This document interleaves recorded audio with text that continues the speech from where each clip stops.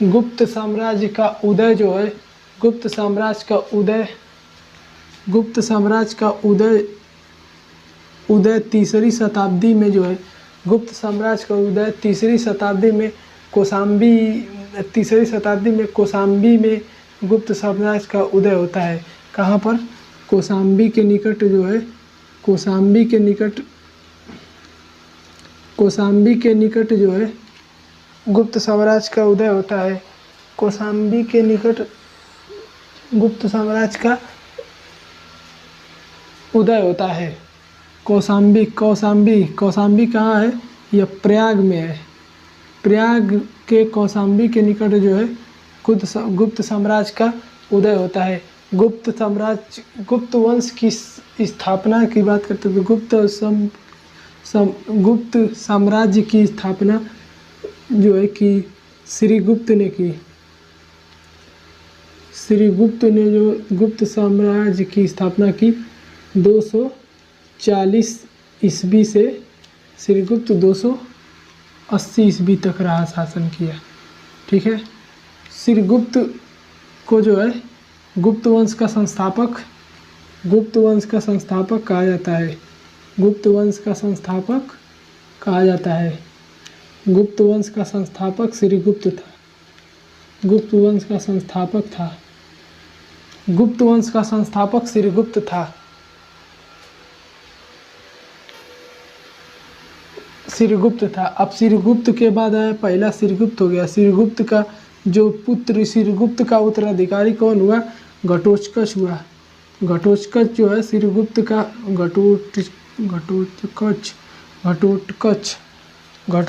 जो है श्रीगुप्त का उत्तराधिकारी था। घटोत्कच जो है श्रीगुप्त का उत्तराधिकारी था, जो 280 ईस्वी से 320 ईस्वी तक रहा। घटोत्कच जो है श्रीगुप्त के बाद आया श्रीगुप्त का उत्तराधिकारी। श्रीगुप्त का उत्तराधिकारी घटोत्कच, और घटोत्कच का उत्तराधिकारी और प्रथम गुप्त वंश का प्रथम महान सम्राट कौन था? चंद्रगुप्त प्रथम था। अब इसके बाद कौन आया? तीसरा चंद्रगुप्त प्रथम आया।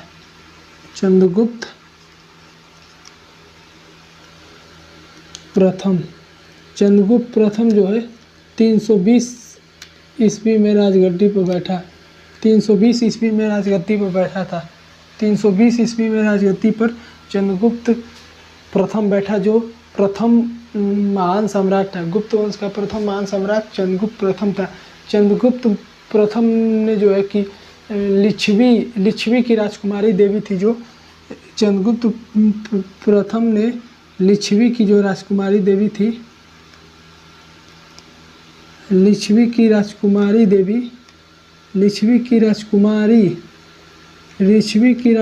जो थी कुमार देवी, लिच्छवी की जो राजकुमारी थी कुमार देवी, उसके साथ विवाह हो गया।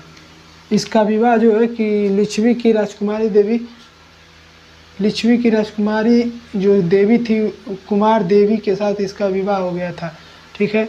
अब चंद्रगुप्त प्रथम ने जो है कि गुप्त संवत की स्थापना की। गुप्त संवत की स्थापना जो है चंद्रगुप्त प्रथम ने की।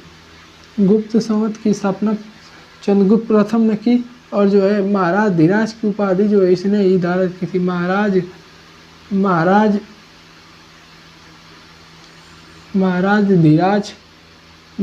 धीराज की उपाधि जो है चंद्रगुप्त प्रथम ने ही धारण की थी। महाराज धीराज की उपाधि चंद्रगुप्त प्रथम ने ही धारण की थी। महाराज धीराज की उपाधि जो है चंद्रगुप्त प्रथम ने ही धारण की थी। इसने जो है गुप्त संवत, एक पंचांग हुआ करता था कि गुप्त पंचांग की स्थापना की, उसका नाम गुप्त संवत के नाम से रखा गया। इस गुप्त संवत जो है 319 ईस्वी से 320 ईस्वी तक मतलब चलाया गया। ठीक है। इसकी शुरुआत हुई, गुप्त संवत की शुरुआत 319 से 320 ईस्वी तक हुई। अब उसके बाद जो है कि चंद्रगुप्त मौर्य के बाद उसका चंद्रगुप्त अरे चंद्रगुप्त प्रथम के बाद जो है कि चंद्रगुप्त प्रथम के बाद उसका पुत्र समुद्रगुप्त आया। चंद्रगुप्त प्रथम के बाद समुद्रगुप्त आया। चंद्रगुप्त प्रथम के बाद समुद्रगुप्त आया। ये 320 से 335 ईस्वी तक रहा चंद्रगुप्त प्रथम। चंद्रगुप्त प्रथम ने किसके साथ विवाह किया था? जो कि लिच्छवी की जो राजकुमारी थी कुमार देवी के साथ इसका विवाह हुआ था। अब इसने जो है कि 319 से 320 में गुप्त संवत की स्थापना की थी। गुप्त संवत जो कि एक पंचांग था उसकी स्थापना 319 से 320 ईस्वी के तहत इसने की थी, ईस्वी में की थी। और इसने महाराज धीराज की उपाधि जो है इसे धारण की थी। महाराज धीराज की उपाधि किसने धारण की थी? चंद्रगुप्त प्रथम ने। अब चंद्रगुप्त प्रथम हो गया। चंद्रगुप्त प्रथम के बाद उसका पुत्र जो है समुद्रगुप्त आया। कौन आया चौथा पर? समुद्रगुप्त, इसका पुत्र समुद्रगुप्त। समुद्रगुप्त समुद्रगुप्त जो है 335 ईस्वी में गद्दी पर बैठा था। 335 समुद्रगुप्त जो है 335 ईस्वी में गद्दी पर था। 335 से यह अब 335 तक यह शासन किया। 335 तक तो चंद्रगुप्त प्रथम ने शासन किया। अब 335 के बाद 335 से 380 ईस्वी तक जो है कि गुप्त साम्राज्य का जो है कि चौथा सम्राट समुद्रगुप्त हुआ। वो साम्राज्य का चौथा सम्राट समुद्रगुप्त हुआ। समुद्रगुप्त को जो है भारत का नेपोलियन कहा जाता है। समुद्रगुप्त को क्या कहा जाता है? भारत का नेपोलियन कहा जाता है। भारत का नेपोलियन कहा जाता है। नेपोलियन, भारत का नेपोलियन किसे कहा जाता है? इसे भारत का नेपोलियन, नेपोलियन, भारत का नेपोलियन जो है इसे ही कहा जाता है। क्यों कहा जाता है? क्योंकि इसने जो है कि क्योंकि समुद्रगुप्त ने क्या किया? समुद्रगुप्त, एक बार फिर समुद्रगुप्त डाल लेते हैं, ऊपर भर गया है समुद्रगुप्त।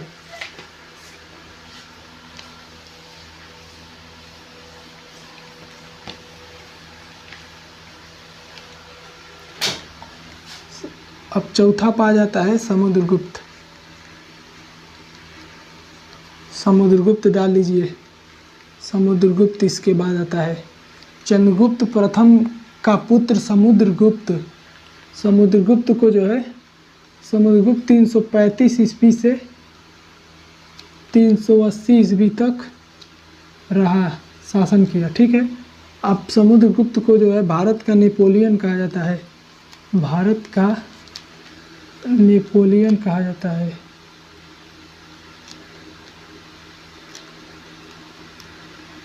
भारत का नेपोलियन क्यों कहा जाता है?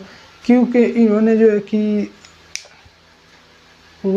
दक्षिणावर्त के जो है 12 शासकों को, इसने जो है कि इसे भारत का नेपोलियन इसलिए कहा जाता है क्योंकि इसने दक्षिणावर्त के 12 शासकों को और वामावर्त के 9 शासकों को परास्त किया था। वामावर्त के 9 शासकों को परास्त, वामावर्त के जो है कि वामावर्त के इसने जो है कि वामावर्त के 9 शासकों को, वामा जो वर्त थे बाएं जो साइड के भारत में जो थे वामावर्त के 9 शासकों को और दक्षिणावर्त के 12 शासकों को, दक्षिणावर्त के जो है कि 12 शासकों को परास्त किया था। इसलिए इसे भारत का नेपोलियन कहा जाने लगा। इसने क्या किया कि 9 शासक जो थे वामावर्त मतलब बाएं साइड के, जो भारत के बाएं साइड राज्य कर रहे थे, मतलब बाएं साइड के राजा थे, उसमें 9 शासकों को वामावर्त के जो बाएं शासन कर रहे थे उसके 9 शासकों को और दक्षिणावर्त जो दक्षिण में शासन कर रहे थे उसके 12 शासकों को परास्त किया था। इस कारण इसे भारत का नेपोलियन कहा जाता है। समझ में आ गया?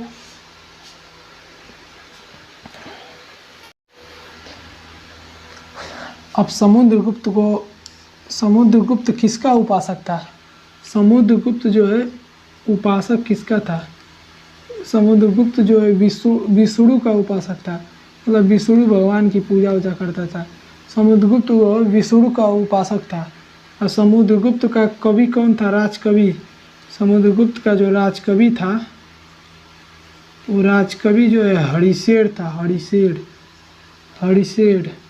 हरिशेर जो है समुद्रगुप्त का राजकवि। हरिशेर जो है समुद्रगुप्त का राजकवि था। हरिशेर ने जो है प्रयाग प्रशास्ति की रचना की थी। किसकी?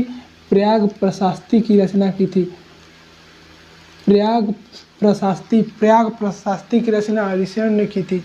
और जो है समुद्रगुप्त को जो है विक्रमांक, अश्वमेध, समुद्रगुप्त ने जो है कि अश्वमेध कर्ता की उपाधि, अश्वमेध कर्ता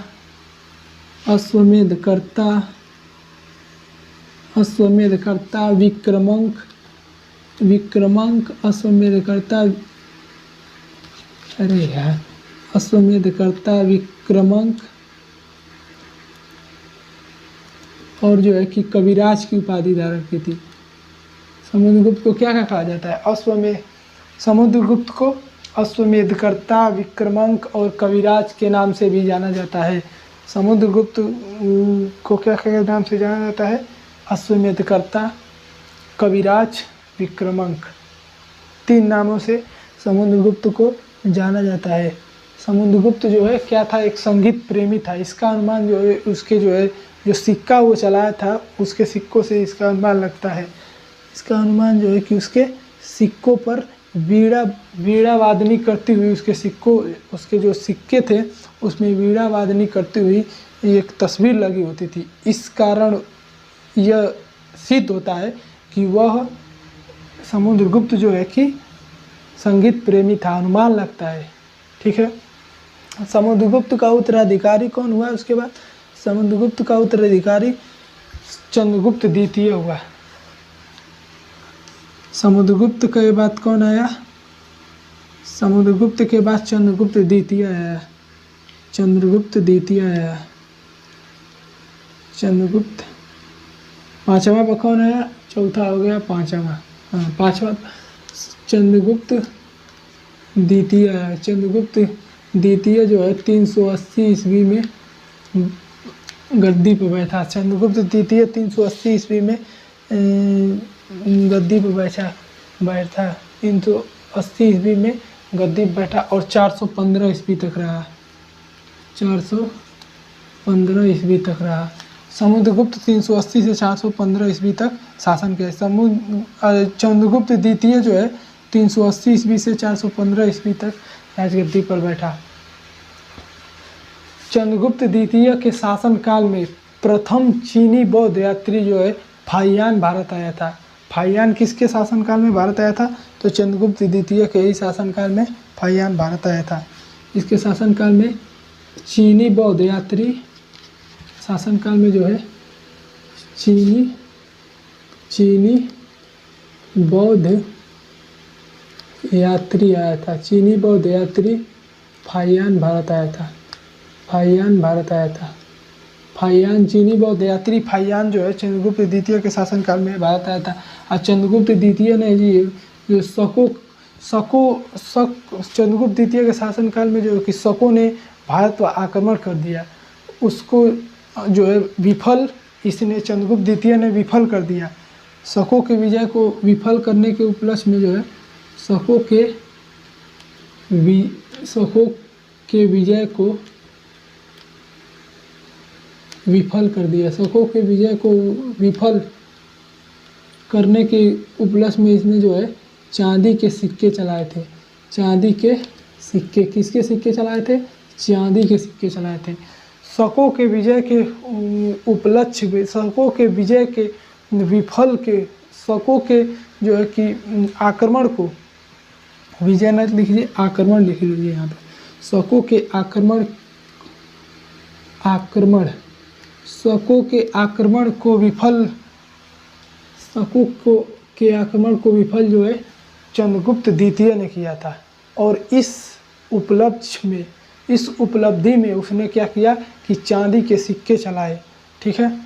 अब चंद्रगुप्त द्वितीय के शासनकाल में जो था कि सबसे संस्कृत भाषा का सबसे जो एक कवि था, संस्कृत भाषा के कवि जो है चंद्रगुप्त द्वितीय के शासनकाल में संस्कृत भाषा के सबसे प्रसिद्ध कवि संस्कृत भाषा के सबसे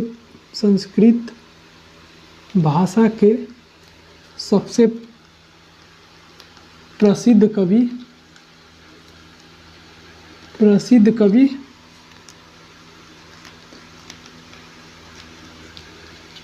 कालिदास थे। कौन थे? कालिदास थे। संस्कृत भाषा के सबसे चंद्रगुप्त द्वितीय के जो शासनकाल में जो संस्कृत भाषा के सबसे महत्वपूर्ण या कह सकते हैं कि सबसे प्रसिद्ध कवि कौन थे? कालिदास थे। कालिदास किसके समकालीन थे? तो कालिदास चंद्रगुप्त द्वितीय के समकालीन थे।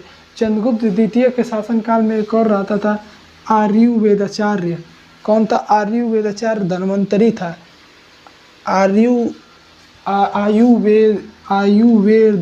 आयुर्वेदाचार्य जो कौन था? आयुर्वेदाचार्य जो धन्वंतरी था। कौन था? धन्वंतरी जो है आयुर्वेदाचार्य था। धन्वंतरी जो है चंद्रगुप्त द्वितीय के शासनकाल में आयुर्वेद का ज्ञाता रहता था। जो है कि चंद्रगुप्त द्वितीय के शासनकाल में एक था कि धन्वंतरी नामक जो रहता था शासनकाल में, इसका जो है कि आयुर्वेदाचार्य था। ठीक है। उसके बाद जो है चंद्रगुप्त द्वितीय के बाद कौन आता है? चंद्रगुप्त द्वितीय के बाद कुमारगुप्त प्रथम आता है। चंद्रगुप्त द्वितीय के बाद कुमारगुप्त प्रथम आता है।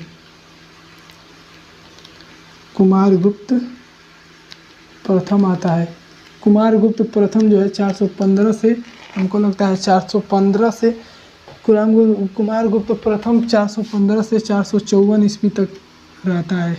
415 ईस्वी से 454 ईस्वी तक कुमारगुप्त प्रथम ने जो है नालंदा विश्वविद्यालय की स्थापना की। ठीक है, नालंदा विश्वविद्यालय की स्थापना की।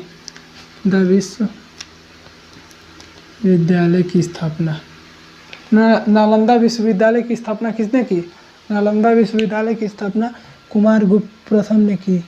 कुमारगुप्त प्रथम ने जो है नालंदा विश्वविद्यालय की स्थापना की। कुमारगुप्त प्रथम को और किस नाम से जाना जाता है? क्वेश्चन पूछ सकता है कि कुमारगुप्त प्रथम को और किस नाम से जाना जाता है? कुमारगुप्त प्रथम को और गोविंद गुप्त के नाम से जाना जाता है। गोविंद गुप्त, कुमारगुप्त या गोविंद गुप्त। ठीक है। कुमारगुप्त का उपनाम क्या है? गोविंद गुप्त या कुमारगुप्त। कुमारगुप्त का जो है उत्तराधिकारी स्कंदगुप्त हुआ।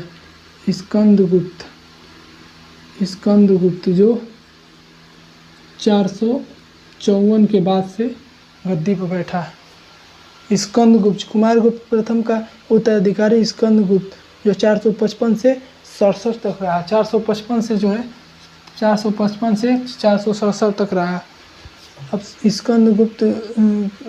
स्कंदगुप्त शासक ने हुड़ों ने आक्रमण शुरू कर दिया था। स्कंदगुप्त के शासनकाल में जो है हुड़ आक्रमण के समय किसका शासन था? हुड़ों ने आक्रमण किया था। हुड़ों ने आक्रमण शुरू कर दिया था स्कंदगुप्त के शासनकाल में। स्कंदगुप्त के शासनकाल में हुड़ों ने आक्रमण किया। जो है कि गुप्त वंश का सबसे अंतिम शासक जो है विष्णुगुप्त था। गुप्त वंश का अंतिम शासक विष्णुगुप्त। गुप्त वंश का अंतिम शासक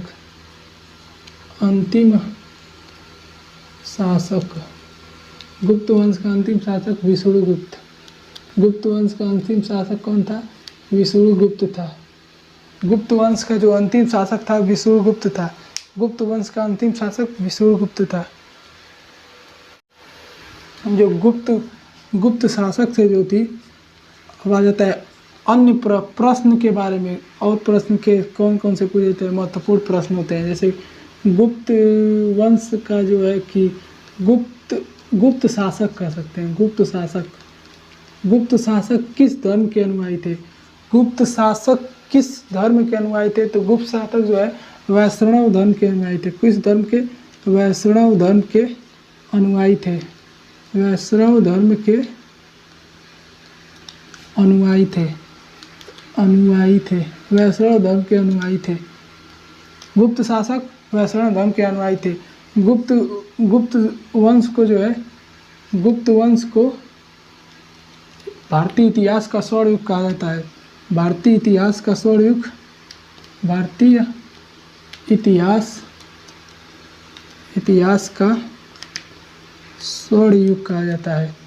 भारतीय इतिहास का स्वर्ण युग, भारतीय इतिहास का स्वर्ण युग जो है गुप्त वंश को कहा जाता है। गुप्त वंश को भारतीय इतिहास का स्वर्ण युग होता है। गुप्त वंश का जो है सर्वाधिक जो है कि व्यापारिक केंद्र जो था, गुप्त वंश का जो सर्वाधिक व्यापारिक केंद्र उज्जैन था। उज्जैन जो है गुप्त वंश का उज्जैन जो है गुप्त वंश का सर्वाधिक व्यापारिक केंद्र था। गुप्त वंश का सर्वाधिक व्यापारिक केंद्र जो है कि उज्जैन था। गुप्त वंश की शासकीय भाषा, गुप्त शासक की जो है, गुप्त शासकों की शासकीय भाषा जो है संस्कृत थी। गुप्त शासकों की शासकीय भाषा संस्कृत थी। गुप्त शासकों की शासकीय भाषा जो थी संस्कृत थी। ठीक है, गुप्त शासकों की जो शासकीय भाषा संस्कृत थी।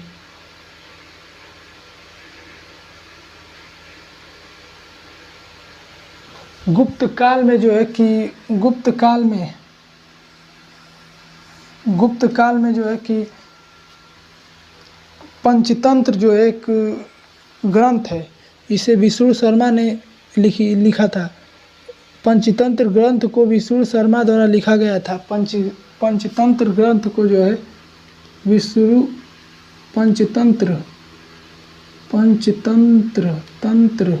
पंचतंत्र को किसने लिखा था? विष्णु शर्मा ने लिखा था।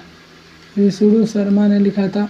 इसे जो है गुप्त वंश में जो है पंचतंत्र को गुप्त काल में कह सकते हैं। पंचतंत्र को विष्णु शर्मा द्वारा लिखा गया था। संस्कृत में लिखा गया था। किसमें? संस्कृत में लिखा गया था। संस्कृत में ये संसार का सबसे प्रसिद्ध ग्रंथ है। संसार का सबसे प्रसिद्ध ग्रंथ जो संस्कृत में लिखा गया था वो पंचतंत्र है। सबसे प्रचलित ग्रंथ था। कौन सा? पंचतंत्र, जिसे विष्णु शर्मा ने लिखा था। गुप्त काल में जो है कि मंदिरों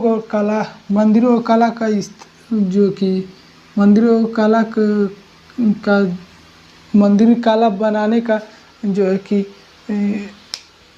गुप्त काल में ही हुआ।